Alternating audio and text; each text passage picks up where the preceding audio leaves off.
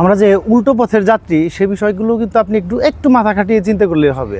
যে সমস্ত জনপ্রতিনিধিদের আপনারা ভোট দিয়ে উঠান, দেখা যাচ্ছে তারাই কিন্তু এই জনগণের টাকা মেরে দেখা যাচ্ছে কোটি কোটি টাকা বিদেশে পাচার করছে। ঠিক একইভাবে যারা এই জনগণের ট্যাক্সের টাকায় যাদের বেতন হয়, সরকারি আমলা, কর্মকর্তা, কর্মচারী, এরা কিন্তু সেবা দিতে গিয়ে দেখা যাচ্ছে আপনাদের কাছ থেকেই কি নিচ্ছে, উৎকোচ নিচ্ছে, ঘুষ নিচ্ছে এবং বিভিন্ন অতিরিক্ত টাকা দাবি করছে। কেউ কেউ আবার বলেন যে আমি তো চাচ্ছি না, আমাকে খুশি হয়ে দিচ্ছে জনগণ।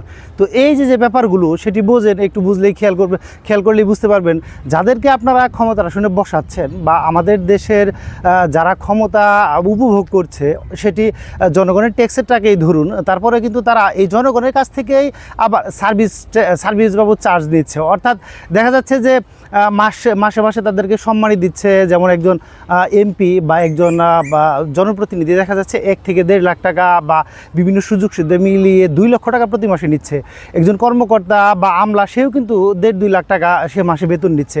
তারপরেও তার কাছ থেকে সেবা পেতে জনগণকে টাকা দিয়ে তারপরে সেবাটি নিতে হয় এবং সেই টাকাটা এইরকমও বলে যে মিষ্টি খাওয়ার জন্য টাকা দেন, খুশি হয়ে কিছু আমাকে দেন।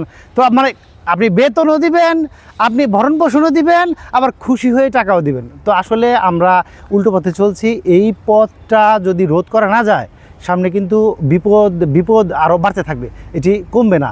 এজন্য আপনাকে আসলে সোচ্চার হতে হবে এবং ধীরে ধীরে জনসচেতনতা বৃদ্ধি করতে হবে।